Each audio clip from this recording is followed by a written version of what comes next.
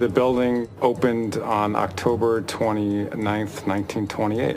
This became one of the premier vaudeville houses across the country. Built as a memorial to B.F. Keith by his partner. The grandest one that he could make.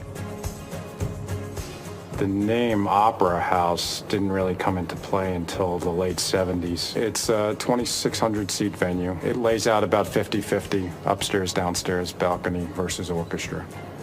50% of what we do is theatrical Broadway, and 50% of what we do is Boston Ballet. The difficulties that we have found in the challenges was reinforcing the balcony. There was a particular show last season, Book of Mormon, that we had a lot of sound complaints.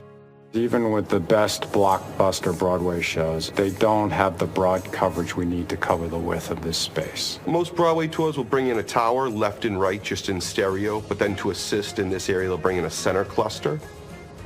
Some of the shows only come in here for a week.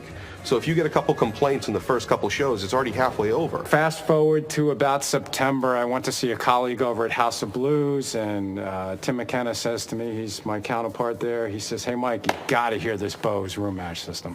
I immediately discounted it, just because of name recognition. I had the particular brand speaker I wanted in this building. A big concern in our business is that if it doesn't have the name, it's not going to fly. If it's not in a rider, if it doesn't even make the rider, then why would you put that into your building? So I brought about 30 local professionals to do a listening test. We went through the same listening process, all the same music, all the same questions, and in the end we compared both systems. For the RoomMatch, the intelligibility of the system, we were really quite shocked. The vocal clarity, based on what I was looking to solve, was absolutely impeccable. The main arrays, we have 2 5-boxes on each side of the RoomMatch system. That is basically the overall cover and fill. And when you go from one area or one array or one speaker to the other, you can't hear where one ends and one starts.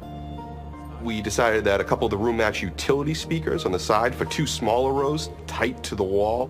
The same speakers we used also for under the balcony speakers as well. Now we're able to cover probably 12 rows to the back of the house without any issue. We want them to think the sound is emanating from the stage, and we've accomplished that through the transparency of the RoomMatch system.